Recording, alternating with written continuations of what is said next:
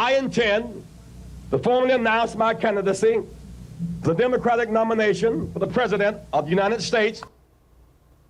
A trailblazer who made so much history in so many ways. South Carolina's own Jesse Jackson leaving behind a legacy of service. This week we remember his contributions to a country and a movement. We've been working on a campus safety bill for quite some time, and recent events really pushed us forward in moving in a faster way. It really hit home for us. Safety and security after last week's deadly shooting at South Carolina State. Lawmakers putting campus safety plans into overdrive. We'll look at how it will make every college campus in the state safer. And they're driving across the border to North Carolina or Tennessee or a state where it's currently legal to go and place their sports bets. And so what we're saying is, let's get rid of the black market. Let's make sure there's not some clandestine underground bootlegger sort of operation. In a sports crazy state, people still can't gamble on it legally. Right now, there's a push at the State House to make it happen. But even if the plan passes, the odds are against it becoming state law. It is officially another Sunday in South Carolina. I'm Brian McConkey. Catherine Glenn Foster. And I'm Dave Wilson. This week's Connect to the Capitol starts right now.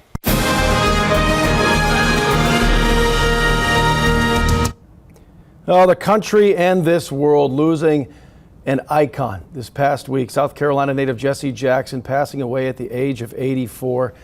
To say he made an impact is an understatement. An absolutely legendary pioneer and figure in this state that a man we've invited to the studio this week knew very well, Dr. Jim Felder, a revered historian, author, trailblazer in your own right. But you go way back with Reverend Jackson. We go way back together, and thank you for steaming me, as my mother would say. We go back to childhood. His mother was a beautician, and so was my mother. And beautician meetings, annual meetings, would be here in Columbia. And so my mother would drag me over here, and his mom would drag him down from Greenville. And that's how we met, 13 and 14 years old. Our defining moment as we look back at it was when we joined the NAACP Youth Council. And that's when we learned parliamentary procedure and confidence in speaking and all of that. That was our beginning. Later on, we became very competitive. He was the quarterback at Sterling High School in Greenville. I was the quarterback at Lincoln High School in Sumter. So we played each other, and we swapped out. He won one time, my team won the other time. But then he came to college. I'm at Clark Atlanta University in Atlanta, and he comes down because the coach invited him to come down and check the place out, offered him a scholarship. And then when he said, "Coach, am I going to be your first string quarterback?" Coach said, "No." See that fellow walking across the campus? That's James Felder. He's going to be my first string quarterback, but you will play behind him. We didn't see Jesse anymore. Jesse Jackson did not do well playing second fiddle. No. That's for sure. That's the point. That is the point. He's never done that. So he goes up to the University of Illinois to play quarterback, but they weren't ready for a black quarterback yet. So he left and went to A&T State University in Greensboro, North Carolina, and played quarterback for 3 years there. That was our beginning from a competitive standpoint. In later life, we were fraternity brothers. Then we got together in 1980. I had worked in Jimmy Carter's early campaign, 1975. And in 80, Jesse decided he was going to support Carter. Carter came to South Carolina, dragged me out of here, stopped me from doing everything I was doing to go on a 30-day trip for Carter, to get Carter reelected. Well, you know, Carter did not get reelected in 1980. And then he said, "Well, homeboy, you need to come up to Chicago with me. I got a project I'm going to do." I said, "What is it?" He said, "We're going to knock on corporate doors and get them to do the right thing." I said, "Okay, you got a plan?" He said, "I've got a plan." I spent 3 years with him in Chicago knocking on corporate doors. That's when he went from civil rights to silver rights. And we knocked on corporate doors to make them do the right thing, including giving up franchises to black and women businesses, also to do more advertising in black media. And we spent that great time together. And that's when he got the idea to run for president, when we did the Carter thing. The Democratic Party gave us a Learjet and a pilot, and we crisscrossed this country in 12 urban areas, trying to increase voter participation. And it worked, but it still wasn't enough to get Carter reelected because Reagan won. But anyway, from that point on, he continued his thrust on the civil rights area. He had a project in Wall Street to get corporations to do the right thing there, and he had great success at it. He made a lot of black millionaires as a result of that, which he does not get the credit for, but he did, yeah. So that's my Jesse Jackson story, and we've stayed together through the years. I was in Greenville day before yesterday, or was it yesterday? All this time running here, checking on the old family home up there. We're going to put a marker, a historic marker in front of it, indicating where he was born and all of that.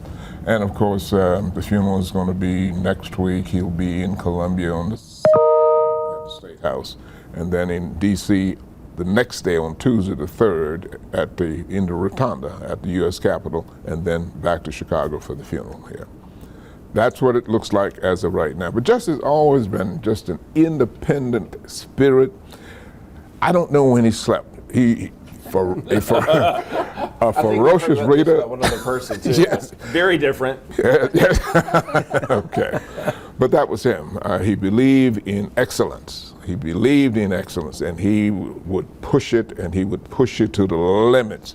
And he had a way of holding an audience in his hand, so to speak. Sam Donaldson of ABC used to say, Jesse could come in a room and he'd tell you a story, somebody else could tell you the same story, but he'll tell you his story with whistles and bells, and he kept your attention. That was Jesse Jackson, yes. Dr. Felder, we've all read the stories, we've read biographies about the Reverend Jackson. It is so wonderful to have you come on today and share the story with the bells and whistles, as you said. But we know the facts of it. But when we're talking about legacy, what would you consider to be the Reverend Jackson's greatest legacy? Was it electoral? Was it cultural? Was it moral? There's so many different ways that we can impact the civilization, the country, the world that we live in. And he had such a great impact on all of these. Moral and cultural. You know, he was ordained as a Baptist minister in 1965, I guess it was, when he joined Dr. King. Jesse was supposed to go to law school, but he joined Dr. King after college. First was on the Selma and Montgomery March, and law school just went the other way. And he decided he was going to be a minister. He was ordained, and he became a part of King's inner circle. Penn Center down in Hilton Head on St. Helena Island. Penn Center was the first school for blacks after Reconstruction. After the county took over the school in 1947, it became a conference center. And Dr. King would come to Penn Center for relaxation and strategy. And so Jesse would come down. I served on the board for 10 years down there, so I had an opportunity to meet with Dr. King on many occasions. But even then, he was the one of the King's group that would challenge Dr. King. Andy Young and Otis Moss and the others, they would just kind of sit back. But Jesse would challenge King, and King liked that. He liked the give and take of it, you know. The others were jealous of Jesse because Jesse got so much attention with King, you know. But that's who he was. From day one, there was a leadership quality about him that you just didn't find every day. Yeah. I think the most important thing for us to take away from today, I grew up in Greenville. Yeah. I passed by the neighborhood that was in Nickeltown, where he grew up. What do you want South Carolinians to take away from this remembrance of Jesse Jackson? Well, I want them to take away the fact that a young boy, a young black boy, could grow up in Nickeltown in Greenville and be a part of the first demonstration in terms of the library. That was his first project. When he needed to use the library to do a term paper his first year of college, and they wouldn't let him use it. And as a result, he went out in the community and got eight or nine other students said, let's go. And they went to the library. Of course, the library locked it down, but they went to court and won that battle. But that was he was going to be first. And he believed that the Constitution, he was born under a Constitution that says everybody's in equal right, is equal. And he lived that, and he taught that, and he just pulled the rest of us into it with him. Now, I'm older than Jesse. I got him by 2 years, you know. But he always said, well, homeboy, you older, but I'm more wiser. As we look at the current era that we're living in, we have made so much progress. The Reverend Jackson and the people that you came up with, you all transformed our nation, and yet there's more work to be done. We're along that arc of history, and so who is it in today's South Carolina, today's America, who's going to carry on this legacy and take on this mantle going forward? Well, that's a good question. When King passed, everybody said, well, who was going to take us to the next level? And all of a sudden, there was Jesse saying, we got to do it.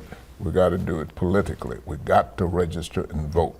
He said, the vote is our way to keeping things where they should be. He believed in the political process, and he challenged it also. And then, of course, he got involved in it by running for president to really encourage others, young men and women, black, to get involved in it. His efforts of registering people to vote, even in the jails, led to or set the pace for Obama. Here in South Carolina, we had 1 million registered black voters, but we were only turning out 54% in general elections, Dave. But when Obama ran, we turned out 76%. It made a difference. And we've been going downhill ever since. So we need another Jesse Jackson to come along who can really inspire and motivate. There's some young fellows out there, including Antoine Seawright. Our good friend Antoine. Yes. Oh, boy. Oh, there's a whole other discussion on that one. Well, he has been on the air Antoine's loving to hear that, though. Let me tell you. But Antoine, seriously. But he's up and coming. He's Yeah. up and coming, and I admire his spunk, as the old folk would say. And he's reads a lot, and of course he stays on top of what is happening at the State House here and in Washington. So young folk are looking at him, but at the same time, we've got to get the vote out. That was my beginning. When my first job when I came home to South Carolina from a law school was to run the voter education project. We only had 50,000 black registered voters in 1967. We did an 18-month voter registration drive. We went up to 250,000. Old Strom Thurmond used to say he couldn't say Negro. He would say the Negroes, the Negroes. We got 100,000 blacks registered. All of a sudden, Strom learned how to say Negro. We got 150,000 registered. Strom was sending out letters, my dear black constituents, can I be of service to you? Okay. We got 200,000, and Strom was the first of all of the Southern congresspersons to hire a black staffer. And he hired Tom Moss, who stayed with him for 30 years here in South Carolina. So the vote does matter. This is what you get on a Sunday morning in South Carolina. We could go on and We could on go till and Monday, on. We Tuesday. could. Very easy. On a personal note, I have had the privilege of doing television multiple times with Jim, and if you do not know the full Jim Felder story, I hope we can have you back on at some point and talk about the huge impact that you have witnessed and seen all throughout history, and that you have made as a part of history. Well, thank you. But I came along at a time when there were people really doing the right things, and I sat at their knee. I watched Matthew Perry grow. I watched Ernest Finnish grow. And so what I've tried to do is capture some of that in my writings. And today I'm with Cecil Williams in the museum in Orangeburg, where we're putting all of that into a permanent space so folk will know what we have gone through here in South Carolina and where we've come from. That's just amazing. Yeah. Jim Felder, Dr. Jim Felder. Always a pleasure. Great to have you on this Sunday morning. Thank you. Thank you so very much. Okay. We'll be right back.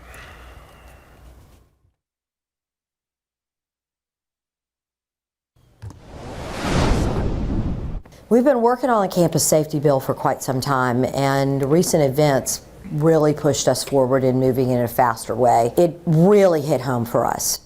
Safety and security after last week's deadly shooting at South Carolina State. Lawmakers are putting campus safety plans into overdrive. They're sending a plan to the House floor that will make every college campus in the state safer.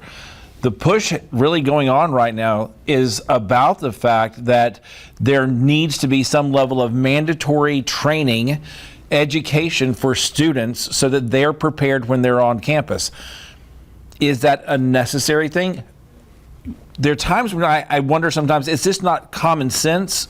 But you are also taking teenagers, putting them into a microcosm of a new life, a new world where situations can be different. So they're saying they need 30 minutes of safety training. Which just makes sense to me because we all come from a different background, different homes that we grew up in, and not everyone has the same expectation, the same level of understanding of how to keep themselves safe. So not only is it a campus issue, which it is, making sure that we know who's coming onto our campuses, that we have screening, that we have those protections in place, but also that students are aware of what they need to do. It's almost like the see something, say something. Correct, and local law enforcement always talks about. Exactly. Yeah. It's on all of us to make sure that we're working together to keep each other safe. It can't just be a campus security thing, though it is, and it's not just on the students, it's all of us together. Well, the college experience is about educating young people for the world. This is about the real world, too, carries right over. Yes. And you have to keep in mind that certain safety requirements and certain ways of things being done can be different campus to campus. In the USC campus, there are call boxes everywhere. Do you call 911? If you see something, who is it that you need to call? Giving students that education within their first 30 days could be a really important thing. Yeah. And it's worth noting that this bill didn't just come out of that terrible tragedy at South Carolina State where 2 teenagers were lost and a third wounded. This started back during the USC swatting incident over the summer. That's when the genesis of this started. Because we remember the misinformation flying around that day because maybe people didn't know who they were supposed to call, what they were supposed to say, what did they see. That's right. Yeah. So it's common sense training that allows students to have that information, to be empowered, so that we don't have rumors and stories flying around on X, unsubstantiated, we hope, and that we all know what the next steps are when something does tragically seem to start to happen. Yeah. So this here was more of a proactive than reactive measure, but really put on the front burner after what happened earlier this month, sadly, down in Orangeburg. The school, too, has already put some new policies in place, screening processes, who gets on campus, who doesn't, what's allowed, what isn't, and a very good thing on a public campus, not a private school where they can do whatever they want, but at a public campus. So we think this one will be a no-brainer, should zip right through both chambers without much debate on that. But then what we're going to talk about in the next segment might not. Sports gambling. We like our sports in South Carolina, but you can't gamble on them yet. We're going to talk about that when we come back. Legally. Yeah.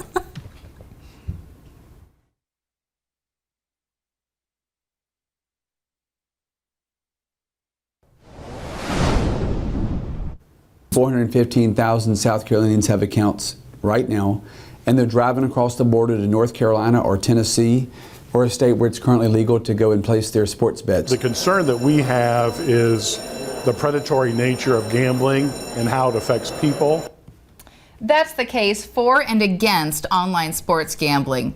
But now there's a strong push at the State House to make it happen. But even if this plan passes, the odds are against it becoming the law. Let's talk sports gambling. We know that it's happening. We know that it's happening here in South Carolina, and as the senator said, people are crossing the border to do it. So we have proponents of this bill saying, let's keep the tax revenue in state. Opponents of the bill concerned about how it may impact addiction, how it may impact families. For me, at its core, it really is just about the freedom of society. Do we have the freedom to decide what we do with our money? You drive up and down 95 and you see casino, casino, casino, whether it's digital, whether it's online sports gambling, or whether it's, going and playing roulette. Either way, people are doing it. And there are polls that have recently come out about this because you've had this bill, you've had the equine horse betting bill, you've had a casino bill that's being discussed, and polling has come out and said 90% of South Carolinians agree the government should not be telling you what you can and cannot do with your money. If you care to spend that money on a casino, care to spend it with sports betting, you as South Carolinians, 9 out of 10 of you have said, the government shouldn't be telling us that we can or cannot spend our money that way. That's a key fundamental argument. And you talk about social ills. We can talk about social ills just about everything that's out there right now. And I think the arguments that are coming back are very hard-hitting from a hard right religious position, which has been a tradition in South Carolina. But the question is, are the people, the voters, going to start going back to their legislators and say, we want this in South Carolina law? It really is simple. You know, you have your $10. Are you going to spend it on online sports gambling or lottery, or go buy a book? When we're talking about the grocery store, is the government going to regulate? Do you buy zucchini or a Hershey bar? We would hope not.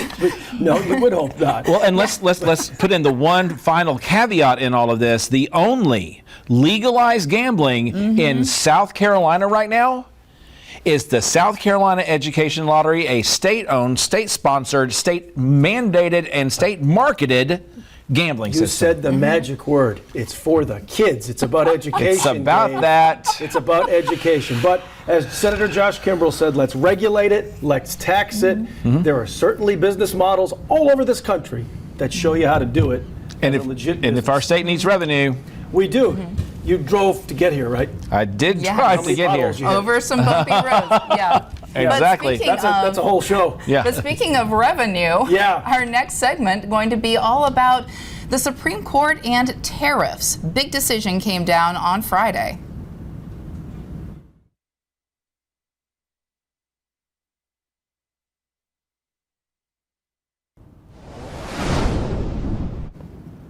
Other alternatives will now be used to replace the ones that the court incorrectly rejected.